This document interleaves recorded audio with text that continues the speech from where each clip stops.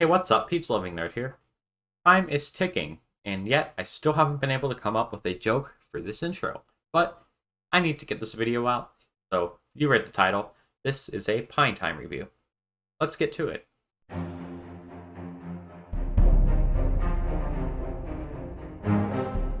Full disclosure, this will not be an unbiased review. This was sent to me from Pine64, and I've been doing a lot of videos for their channel, including the video announcing AffiniTime 1.0. So keep that in mind, although they don't have any say on what I put in this video. Say whatever I want. Let's first talk about the build quality.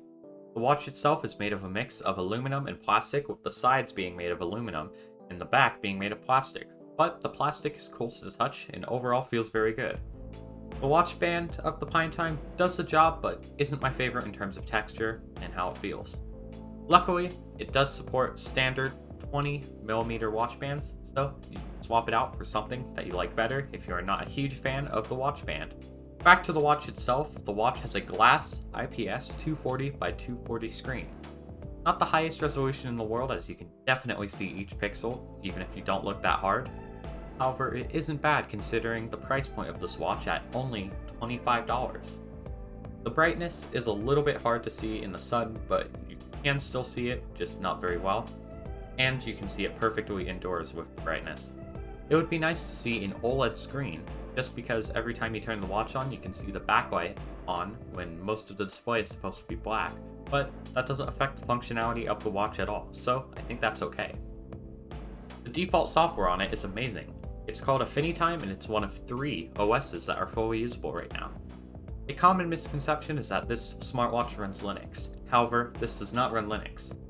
AffiniTime is based on another open source OS called FreeRTOS, which is an OS that is made to be very optimized for low-spec devices like this watch. I'm not going to cover AffiniTime too extensively because I plan on doing a future video covering all of the major OSs. However, I will cover the basics. AffiniTime does have all the basics you would want, such as telling the time obviously, a heart rate monitor and step tracker, which I'll get to those later, notification syncing with Gadget Bridge, even race to wake, which is a feature that I love. This is very impressive to me because all of this is running 100% free and open source firmware and software, and that to me is awesome, considering that it has every daily driver feature I'd ever want. As mentioned earlier, the Gadget Bridge app on F-Droid allows you to sync your Android phone with your PineTime. This allows AffiniTime to sync up the time with your phone and get notifications as well as incoming calls, and it also allows you to control your music on your watch. Similar functionality can also be used on Linux phones like the PinePhone, thanks to Amazfish, although Amazfish's UI is a little bit confusing, at least for me. There isn't a companion app for iPhones yet. However, if you're on an iPhone, you can still use NRF Connect to flash the watch's firmware and set the time on your PC using the open source web BLE watch project. Really, the only missing features on AffiniTime is alarms, which will probably be added very shortly, dynamic apps, which would be cool to avoid reflashing for a new app. Both of these things are in other firmwares such as WaspOS, but those firmwares aren't nearly as polished as AffiniTime is.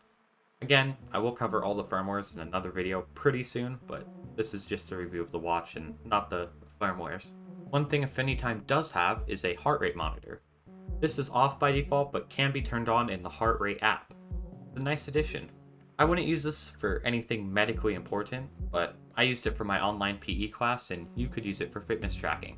But if you want something more accurate, I'm sorry, but you will probably have to invest your money into a more expensive smartwatch that doesn't have open firmware, like an Apple Watch. The watch also comes with a step counter, which seems to be pretty accurate. I don't have any smartwatches other than the PineTime, so I wasn't able to test it myself, but according to Nico Cartron, who went on a 21km run with an Apple Watch on and a PineTime, step counter is pretty dang accurate when you compare the two. Now, one issue you might have with the PineTime, especially if you really like distro hopping like me, is the over-the-air flashing. Now, if you have a PineTime dev kit, this is not an issue at all. However, if you have a sealed PineTime, which you will most likely have if you actually want to daily drive it, then you have to be careful. Not every OS uses the same bootloader, and if the bootloader gets messed up, then congratulations, your PineTime, unless you unseal it, is now a paperweight, or a pine weight if you will. That was a bad joke. I think as long as you stay on stable versions of AffiniTime's bootloader and you don't go off of AffiniTime, then you should be fine. But if you'd like to go and try other OSs like Wasp OS, do it at your own risk while flashing the bootloader. I do not have a dev kit, however, if you'd like to try out all the OSs and everything, like a true Linux user, distro hopping and everything, I would recommend getting a dev kit. Right now there's a $50 bundle where you get both a sealed watch and a dev kit for $50, and I would highly recommend that because then you could use the dev kit for testing and picking an OS you like, and then flashing your favorite OS onto a sealed PineTime and sticking with it, only reflashing it when there's an update. If you do not care about distro hopping and you just want a watch that works, this is a non-issue, because the bootloader for AffiniTime at least should be stable enough to do an over-the-air update for, a new version of AffiniTime without the watch bricking itself. So really, as long as you aren't swapping between AffiniTime and Wasp OS every day, should be fine. So, would I recommend this watch? Yes, definitely. Even if you aren't that technical, this is a great watch that you can use to sync up with an Android phone. If you are technical, then you can sync it up with a Linux phone too, and you can still tinker with it by switching up the firmware and everything. If you're on an iPhone, I would wait if you intend to daily drive this, but if you're on an Android or Linux phone, like the Pine phone, or, I don't know, a Google Pixel, just another regular Android phone, I would highly recommend this watch, especially for the $25 price point. Anyways, thank you for watching this video. Thanks to Patreon supporters who donate $5 or more a month, such as Marius Gripsgard, Eaton Ostray, Jonathan Reynolds, Sam Covett, and Mitchell Vantino. The support really helps. Bye.